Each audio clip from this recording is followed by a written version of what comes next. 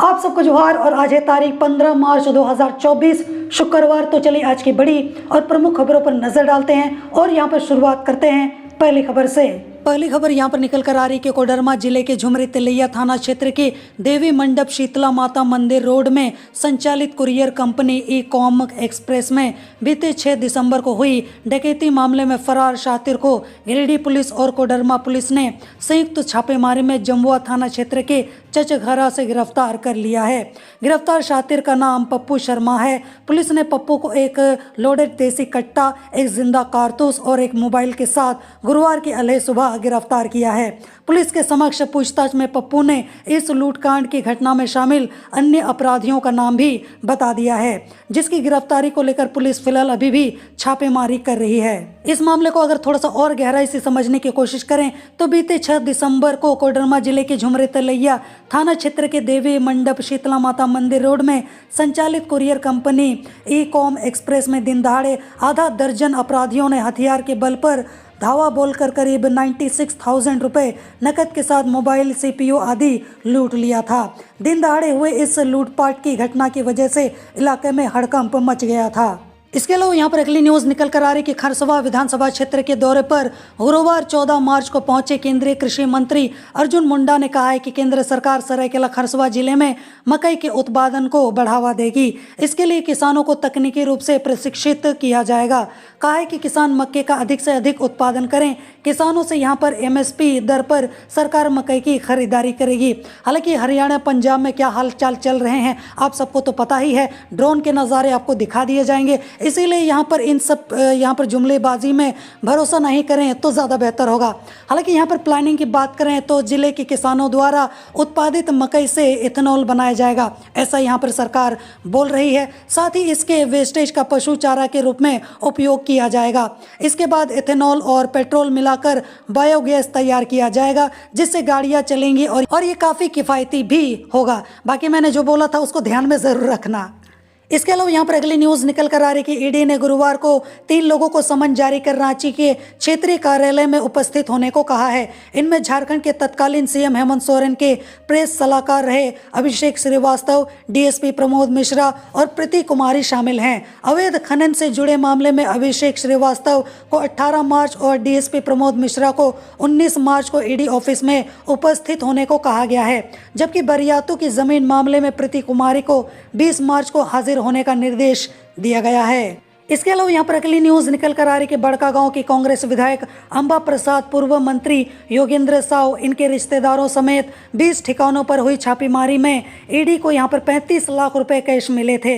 इसके अलावा डिजिटल उपकरण, अंचल कार्यालयों एवं बैंकों के नकली स्टाम्प समेत अन्य सामान बरामद किए गए थे। मैं आपको बता दूं कि 12 मार्च को ईडी ने इनके रांची और हजारीबाग के 20 ठिकानों पर छापेमारी की थी।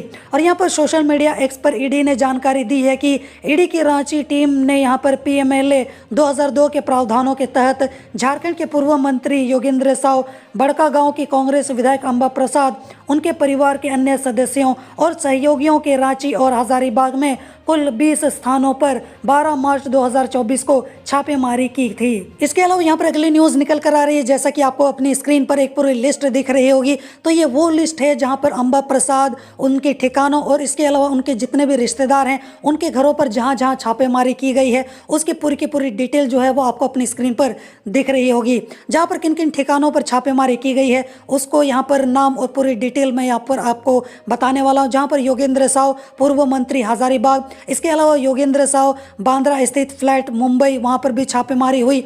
इसके अलावा योगेंद्र साव का एक और घर जहाँ पर पतरावा चौक, हजारीबाग। इसके अलावा अंबा प्रसाद विधायक आवास F44 धुरवा। इसके अलावा शशि भूषण सिंह रोड नंबर 5 हवाई नगर धुरवा। इसके अलावा मुकेश साव मुंद्रिका भवन बड़कागांव हजारीबाग।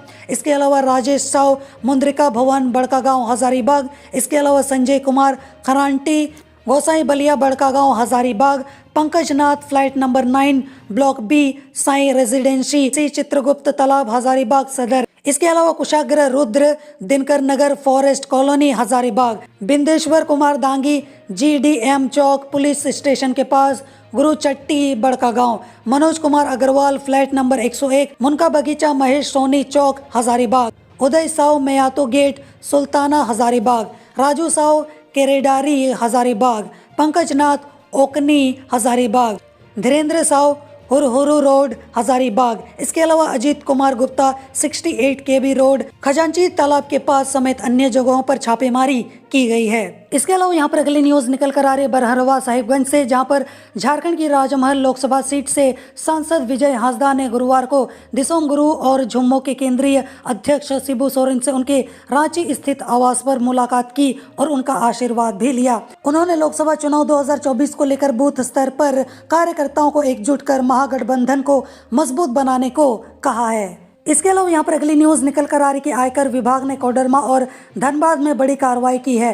दरअसल अलह सुबह जांच एजेंसी की टीम ने इन 2 जिलों के अलग अलग ठिकानों पर छापा मारा। हालांकि अभी तक छापेमारी की कोई ठोस वजह सामने निकल कर नहीं आई है। हालांकि यहाँ पर इलेक्शन भी इसका एक यहाँ पर वजह बन सकती है या फिर हो भी सकती है। जानकारी के मुताबिक आईटी की टीम यहां पर सुबह 5 बजे कोडरमा पहुंची और 2 हिस्सों में बंटकर तिलैया के डोंयाडी गंजड़ी रोड स्थित अंजनी सूत स्टील प्राइवेट लिमिटेड नाम की एक लोहा फैक्ट्री के अंदर चली गई। वही एक टीम फैक्ट्री के संचालक अंकित केडिया के घर पहुंची। बताया जाता है कि जांच एजेंसी की टीम के साथ पुलिस भी मौजूद थी। वहीं धनबाद में आयकर विभाग की टीम ने टीएमटी व सीमेंट उद्योग के मालिक विकास गाड़ियान के चिरकुंडा स्थित आवास और कार्यालयों में छापा मारा। छापेमारी से पहले आयकर विभाग ने स्थानीय पुलिस को इसकी सूचना दे दी थी।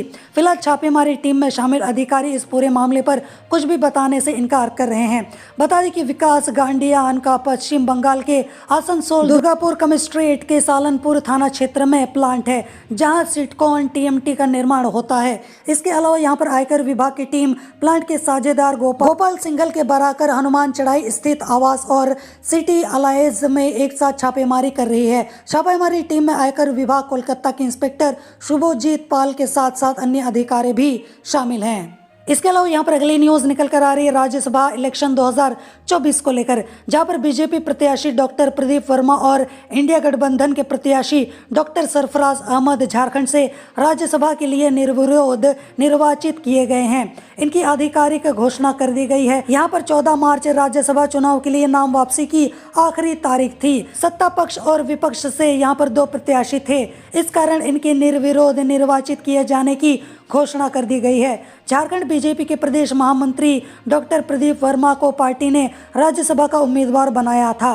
वहीं झुम्मो के पूर्व विधायक डॉक्टर सरफराज अहमद इंडिया गठबंधन से साझा उम्मीदवार बनाए गए थे। इसके अलावा यहाँ पर अगली न्यूज निकल कर आ रही कि झारखंड में बड़े पैमाने पर पुलिस अधिकारियों का स्थानांतरण हुआ है। इससे संबंधित अधिसूचना पुलिस महानिदेशक ने जारी कर दिया है। यह अधिसूचना संपन्न शिकायत कोषांग की हुई बैठक के बाद जारी की गई है। तबादला के संबंधित प्रतिलिपि सभी जिला अधीक्षकों को भेज दिया गया है। इसके मुताबिक पुलिस निरीक्षक अमित कुमार लकड़ा का स्थानांतरण दुमका कर दिया गया है। इससे पहले वे भ्रष्टाचार निरोधक ब्यूरो में पदस्थापित थे। इसी तरीके से नंद किशोर प्रसाद को जेपीए हजारीबाग से दुमका ट्रांसफर कर दिया गया है। इसके अलावा नवीन कुमार सिंह को देवघर से बोकारो, इसके अलावा रमेश कुमार मंडल को हजारीबाग से दुमका, इसके अलावा विकास कुमार सिंह को दुमका से जेपीए हजारीबाग, इसके अलावा रविंद्र कुमार यादव को बोकारो से चतरा, इसके अलावा जमादार मुंडा को रेल जमशेदपुर से दुमका, इसके अलावा मदन कुमार को रेल जमशेदपुर से साहिबगंज, और इस तरीके से पूरी लिस्ट आप अपनी स्क्रीन पर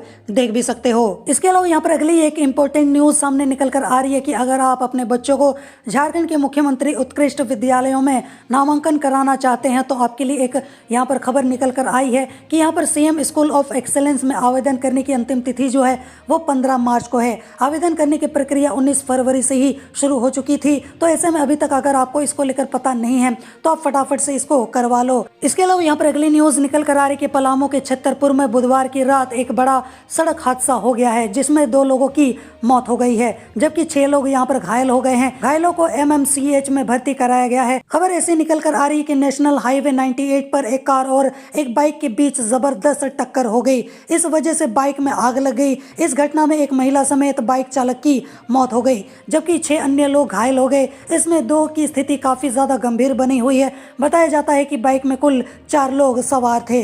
इसके अलावा यहाँ पर अगली न्यूज निकल कर आ रही कि राजधानी रांची में बुधवार को विभिन्न आदिवासी संगठनों ने पूर्व मुख्यमंत्री हेमंत सोरेन की गिरफ्तारी और आदिवासी जमीन की लूट के विरोध में न्याय आक्रोश मार्च निकाला है। इसमें शामिल लोगों ने आरोप लगाया है कि स्वतंत्र एजेंसी ईडी का दुरुपयोग करते हुए साजिश के तहत हेमंत सोरेन को जेल भेजा गया है। वहीं प्रदर्शन कर रही महिलाओं ने कहा है कि वे जनी शिकार की तर्ज पर सड़कों पर निकलेंगी और जेल का फाटक तोड़कर हेमंत सोरेन को रिहा कराएंगी। यह भी उन्होंने कहा है कि झारखंड की खनिज संपदा को राज्य से बाहर नहीं जाने दिया जाएगा। इसमें शामिल लोग पारंपरिक वेशभूषा में नगाड़ा और मांदर जैसे वाद्य यंत्रों के साथ वहां पर पहुंचे थे।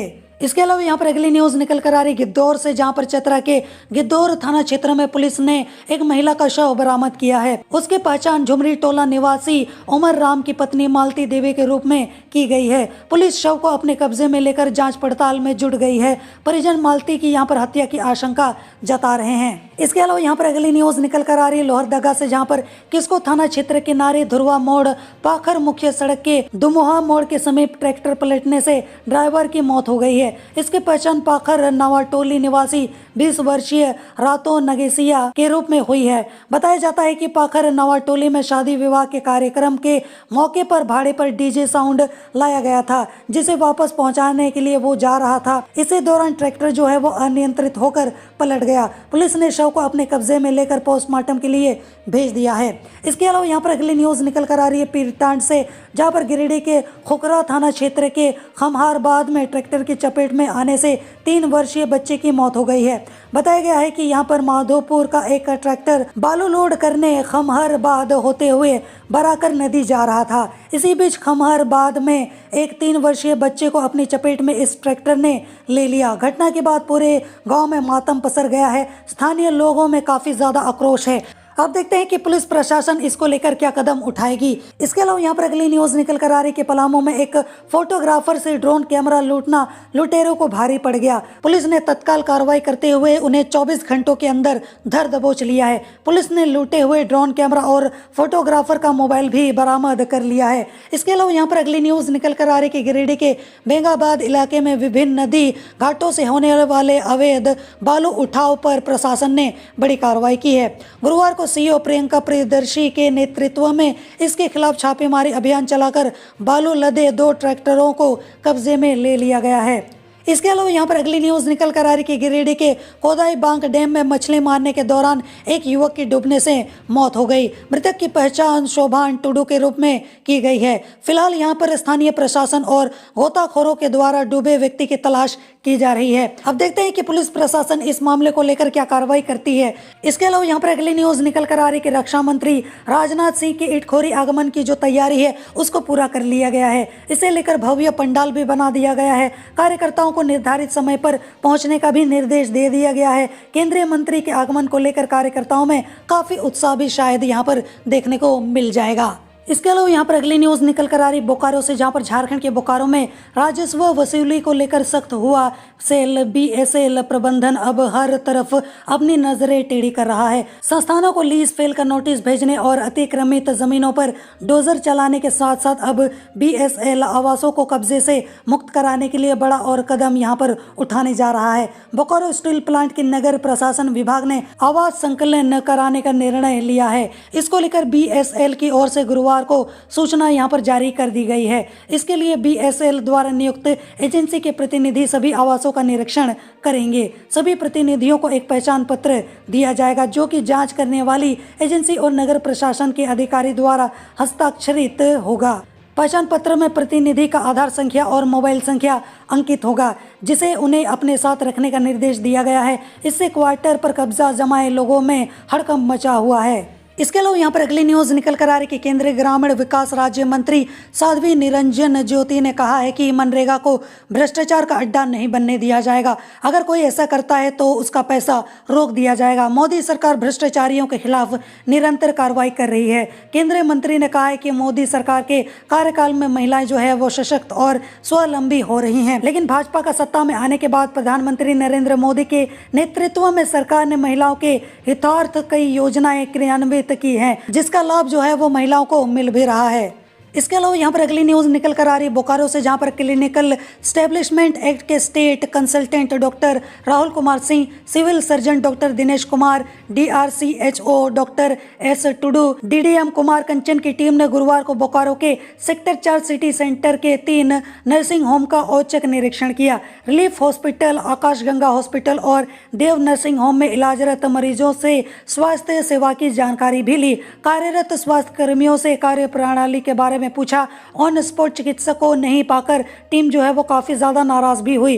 इसके अलावा कई सेवाओं को सुधारने का निर्देश भी दिया ताकि मरीजों को परेशानी ना हो। एक्ट का पालन हर हाल में करने की हिदायत भी दी है। इसके अलावा यहाँ पर अगली न्यूज़ निकल कर आ रही है घोड़ाबांधा पूर्वी सिंहभूम से, जहाँ पर पूर्वी सिंहभूम जिले में अवस्थित घोड़ाबांधा प्रखंड की भूमि रत्नगर्भा है, जहाँ पर भूगर्भ में पन्ना, नीलम, माइका जैसी बेशकीमती खनिज संपदा तो है, पर यहाँ के गांव आज भी बुनियादी सुविधाओं से वंचित हैं। खनिज संपदा जो है वो बाहर लूट कर ले जा रहे हैं। स्थानीय लोग जो है वो फटेहाल जिंदगी जीने को विवश हैं। हालांकि ये हाल जो है वो पूरे झारखंड में इसी तरीके का बना हुआ है। आप कहीं भी जाओ इसी तरीके का आपको नज़ारा देखने को मिलेगा। कहीं ना कहीं इसका एकमात्र कारण भ्रष्टाचार, घोटाला और यहाँ पर इस तरीके से जो मिली भगत करके झारखंड को लूटा जा रहा है, लूटने की कोशिश की जा रही है। और यहाँ पर हर एक पार्टी, हर एक नेता, हर एक यहाँ पर अधिकारी सब यहाँ पर मिले हुए हैं। तो हम किसी पर इल्ज़ाम भी नहीं लगा सकते कि ये असली चोर है, यहाँ पर ये असली चोर है, क्योंकि यहाँ पर कोई भी दूध का धुला नहीं है। और उसका कहीं ना कहीं जो खामियाजा है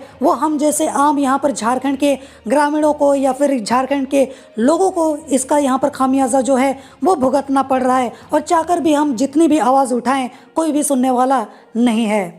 इसके अलावा यहाँ पर अगली न्यूज़ निकल कर आ रही है मौसम के हाल को लेकर, वो भी झारखंड का, जहाँ पर झारखंड में पश्चिमी विक्षोभ का असर जो है वो दिखने लगा है। बुधवार को राजधानी रांची के कई हिस्सों में भी हल्की हल्की बारिश हुई है। इसका ज़्यादा असर 16 मार्च से दिखने लगेगा। 16 से 18 मार्च तक राज्य के कई जिलों में हल्के से मध्यम दर्ज की बारिश हो सकती है। यहाँ पर मौसम केंद्र ने पूर्वानुमान किया है कि 16 मार्च को राज्य के उत्तरी पश्चिमी, मध्य और दक्षिणी हिस्सों में बारिश हो सकती है। 17 और 18 मार्च को राज्य के कई हिस्सों में बारिश भी हो सकती है। और यहाँ पर बारिश में राजधानी रांची सहित राज्य के कई जिलों का अधिकतम तापमान एक बार फिर 30 डिग्री सेल्सियस से नीचे गिर सकता है।